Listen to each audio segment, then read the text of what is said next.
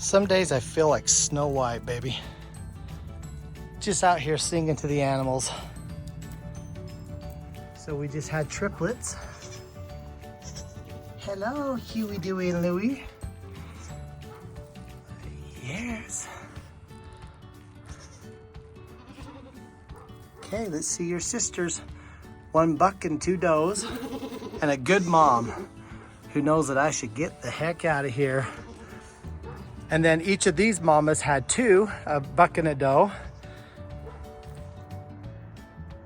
And I think we've got the prettiest goats in all goatdom, baby.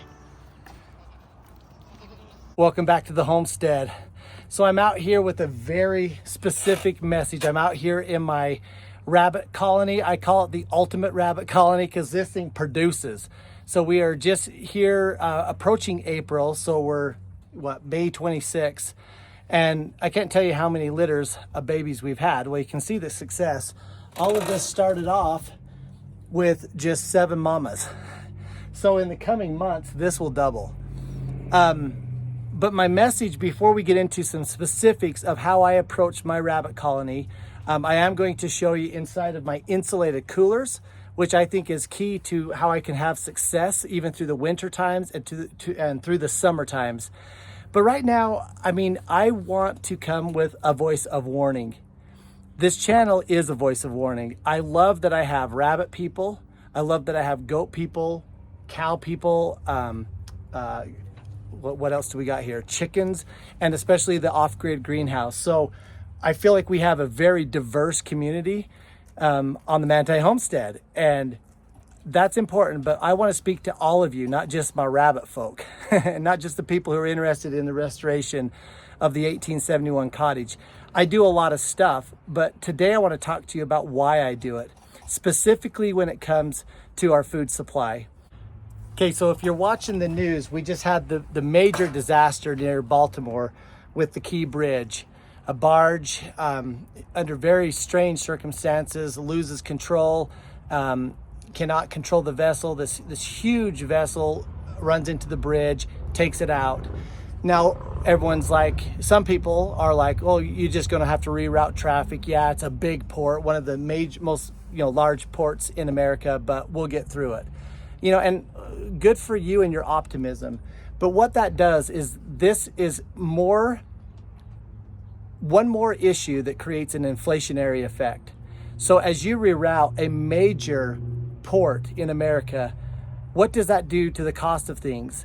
And there's other issues that are very more sincere and dire than just simply rerouting a supply chain, a massive supply chain, and also more than what it does to Baltimore. And how do they then take care of their hazardous materials that can no longer go over that bridge and can't really go through the Boston Tunnel? I mean, there are some very significant ramifications of this tragedy. And I'm just telling you, it's inflationary, and it's just another example of how volatile our supply chain is. But that's not even what I wanted to get into today. Today, what I want to get into is if you're paying attention to what's happening with Tyson food, and if you're paying attention to what's happening at Chick-fil-A, hopefully the alarm bells are going off. Hopefully you're thinking, this does not seem right. I am susceptible to a supply chain and to companies and to individuals whom I have no control over. My message is that you can control yourself, and you can control your homestead, and you can go off into the self-sufficiency realm just a little bit and gain a little bit more self-sufficiency. So Chick-fil-A is a company I've loved. I've loved their values, and I've loved, their big mantra was no antibiotics ever. Well, suddenly that changes almost overnight, and it's a big headline to those who care, and for other people, they don't care. I mean, for the rest of us that eat at McDonald's, I mean, how can we care when, what other poisons are we throwing in our body at McDonald's? This isn't an anti-McDonald's rant. What I'm trying to get at is we ultimately do not have control over the supply chain nor the purity of our food. And I think we are reaching crisis level. Years ago, when we decided to do meat rabbits, it absolutely was driven by my impulse to be more self-sufficient. And so a few years ago, when we decided that we were going to again do rabbits and to create a colony, to create a system with a little bit more efficiencies, it was again driven by my impulse to be more self-sufficient. I am definitely not ashamed of the word prepper. You know, some people get affected by stigmas. Oh, you're a prepper, or oh, you're a homeschooler. We're not homeschoolers, full disclosure. But suddenly, all of us are thinking about homeschooling, aren't we? Especially if you consider the last 3 years and the insanity that came with the lockdowns and with teachers that suddenly were Zoom teachers and et cetera, et cetera. So what I'm getting at is that at some point you have got to shake off what people say and think about you, and you've just got to follow your heart and follow God. Okay? So with the rabbits, this was definitely an impulse to follow what I feel is extremely important and ever increasingly important of maintaining some of our own integrity and some of our own self-reliance. I was just reading in Isaiah, and, you know, it's talking about that we will eat the fruits of our labor, you know, and we have gotten away from one of those first commandments given in the Bible, that we will eat bread by the sweat of our brow. Because we are no longer eating bread by the sweat of our brow, we're eating bread very conveniently from the ease of a supermarket, the ease of labor that comes all across the globe through a supply chain that is very volatile. Okay, so as we've gone away from that original command, we have put ourselves susceptible to food that is tainted. I'm being a little cryptic here, because the time is coming to where we might have to go back out of necessity or out of compulsion to the sweat of our brow. Now, some of you might not believe that. That's fine. You should get rabbits and ducks and greenhouses anyway, so that you can have fun with them. And then if the time comes, you'll be prepared inadvertently. So there's a lot of discussion that keeps popping up on my feeds about different animal supplies, especially with pigs, and how they are using technologies. How do I say this without destroying the algorithm? You guys got to like and subscribe and share this video for me, okay? Because I just want to talk openly. They're using the same technology that they experimented with the last 3 years in animals. And so there's been some farmers, especially in the pig industry, that are coming forward saying this is not good. Some states are outlining those new technologies in agriculture, or at least it has to be disclosed. But as far as I'm aware, the other 49 states are completely silent. So what that means is, let's say that you have hesitancy to trust that technology, especially at this early venture, and you don't want to be a part of that great social experiment. Let's say that the last 3 years taught you that sometimes experiments go wrong, and you don't want any more of that. Well, what about if you're unaware? So when I started this second rabbit colony, which is the one that we've had now for 3 years, it was to prepare for such a day, to where I no longer felt like the quality of the meat supply, the food chain was no longer something that I trusted for my family. Unfortunately, guys, I'm starting to feel like we're getting closer to that day. Some of you will say we're past that day. Others of you will think I'm absolutely crazy. It's okay. You're all welcome. We're all welcome here. I think that it's very safe to say that we should all be hearing alarm bells, and we should be thinking about what we can do to keep our family safe, and to keep the supply safe, and to keep the supply plentiful. We're having baby number 9. Again, you don't have 9 babies if you care what people think. A lot of people think it's absolutely amazing, and other people raise an eye and think, what in the heck? So it's okay. I've heard every joke. If you've got a big family joke, put them in the comments. I've heard them all. Anyway, by having a little bit of broad shoulders and thick skin, I don't care. What I care about is how I provide for those 9 babies. Well, they're varying ages. We have 22 down to 3 down to future here in July. We'll have baby 9. But I am the protector and I am the provider. So yeah, I've provided through my W-2 job and through my passive income, I've got about 13 or 14 rentals. I provide, but I've also got to protect. And so I spend a lot of time looking out, into the politics, into the economics, and I am constantly looking for things that concern me. That served me extremely well during the pandemic, because I was a little bit leery of a lot of things that were coming out. And I can tell you, I exhausted my voice, the algorithms of all my social media platforms. I just put it all on the line to warn people, even when it was definitely religiously a pressing situation, because I had a certain opinion, and a lot of wonderful, inspired people that are better than me, more inspired than me, more spiritual than me, had a differing opinion. But I still felt like I had to come out and warn. So that's where I'm at today. If you can't see the warning bells, I'm telling you, you should look, especially if you're the guy protecting and providing. The time is now to take this serious. Now, a backyard homestead is a lot of work. Tell me about it. As we go into the Easter break, we go spend a couple of days at our ranch with our family, and it's tough because we have animals that have to be fed every day. Well, those animals will get fed, but when we leave, we have to pay someone to come and do it. And then there's a little bit of that stress, and we don't leave as often as we normally would. So that's what we call that, a sacrifice. And I'm just telling you, the sacrifice is worth it. And the time has come to really assess what your family should be doing. I've said this many times, that you should not be copying anything that I'm doing. I'm here to, yes, give you ideas, but I think the utility of me is to warn you that you need to go get your own inspiration, and together we can all give each other ideas, we can lock hands, we can support each other, but it's time to get our houses in order. There is much stormy weather ahead, and we better give heed. Now let's go and show a little bit more about the rabbit colony. If you have specifics about this colony, I have made a few rabbit videos.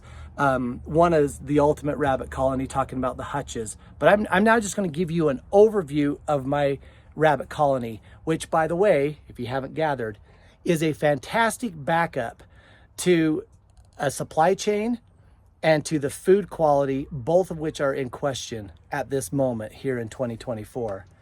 This is my answer to the food crisis that I feel is coming amongst us. All right, and if there's questions, let me know, and I'll give you further details in another video. Here we go. First of all, just look how cute these little bunnies are. We are just past a snowstorm, and so they are so dirty. They are so dirty right now, and so cute. So it's getting harder and harder to tell. Obviously, this one's a mom, but it's getting harder and harder to tell which ones. Some of these little ones are getting to be about the 3-month age, which is a fryer age. When they get about that 5-pound mark, it is time to sell them to the meat truck or to harvest protein, which you know exactly what it's been eating, where it came from. So in our approach, we have always felt, well, not always, excuse me. We feel very strongly that you need to have a second buck. You really only need one buck. You know, if you've only got 7 does like I do, 1 buck will do it. We have this second one because a couple of years ago, right during the pandemic, when there was other food scare, we were just about into that late April and May time, which is just like total breeding season, and our buck fell over dead. And so here's a principle I've learned. If you can, try to have a redundancy of a buck or somebody else that has a buck nearby. So we have a constant buck. In fact, that's him right there, who is down here, and he's breeding constantly with these mamas. Once they have their babies, they're really breeding within a few days after. It's only 30 days, and it will go from a doe being bred to a doe going into our specialized insulated coolers and having their babies. So I have given a diversity of hutches here in my colony. So I have like these little shelters, and sometimes, and especially in the summer, they will just come under here and have their babies. So I've got 3 different, kind of outside nest box. But the place that they use normally is these insulated coolers. So to access the coolers, which are actually on the other side of this wall, the rabbits just go down inside of these little tree planter containers. So that's like a 20-gallon container that we bought some of our trees with. We just turned that upside down and we drilled a hole, and then the rabbits go in there and they drop down. Well, then there's another corrugated pipe. So a 6-inch corrugated pipe that hooks to the bottom of this container, and it goes 3 feet to the outside of the hutch of the colony. And that is where we have our insulated coolers. So I'm gonna take you out there and show you, because I think we have babies out there right now. And sometimes it's hard to keep up because they breed like rabbits. It's funny, right? Okay, so this is our overall just little colony hutch. We used to run our pigs in here. We just turned it into a rabbit colony because it was already here. This is Shasta, by the way. Okay, so in the back, we have like a lid over the 5 coolers that we have. And I did this mainly so I could put a little bit more insulation. And so the coolers are already insulated because they're coolers, just regular 20-gallon coolers that I bought at Walmart. If you can find free ones, that's even better. They weren't much money, but again, if you can save money, save money. So I've got it so I can just, fairly easily chain that up, and then I can come and access the coolers. So again, if you look right there, you can see my 6-inch corrugated pipe coming from the tree planter container, and then goes underground, comes through there. And then I just got a Sawzall. Oh, look at that. Let me zoom out a little bit. Hold on, baby. So I just got a Sawzall and cut a hole in the cooler and then pushed that corrugated pipe in. Didn't put a screw in, nothing, just pushed it in. So I got a Sharpie, traced the outside, drilled a hole, got a Sawzall, zigged around it. Now, if you guys are kind and like and subscribe and really start liking more and more rabbit videos, I've got video and footage of me making it. And if I can't find them, I'll just make another one and then donate it to somebody. Because I think that this situation works really well, because these rabbits in the summertime, if they get too hot, look at this. Oh, look at that little guy. Oh, I don't think he's shaking because he's cold. I think he's shaking because he wants some milk. It's so funny when they think mama's here. Look at them. They're just so cute. Now you can feel it is definitely warmer down in that cooler. So I'm going to close that up. But the cooler works in the winter time because obviously if you can keep them in better conditions, they're going to be more likely to come down here if they need to get warm or if they're having their babies. Speaking of food supply, we don't drink the goat milk, but we are doing this for milk purposes. We've got mini Jersey milk cow over here that's producing 1.5 gallons a day of milk after calf share. But we figure that this is more milk that can be used and sold and bartered and whatever. So we felt prompted, again, to increase the backyard supply of milk. We know where it came from. We know what shots these girls don't have. We know what food we're giving them. And there is zero worry. A lot of work, but zero worry. All right, I think that's all for the video. I know it was a little bit deep and intense at the first of it, but again, I invite you to look at the current state of things. A lot of people can just feel like there are things that are coming. If you're prepared, you're going to be less fearful, you're going to be less full of anxiety, less anxious, all of it. Because if you just stick your head in the sand, it doesn't matter. That train's going to come anyway. That storm is coming. Rather, you pull the blinds or you leave the blinds up and prepare. You shouldn't be pulling blinds right now. You maybe should be boarding up the windows. Meat rabbits in your backyard is one way, but there's many ways to be more self-reliant. So we'll see you on the homestead next time and share some more of those ideas.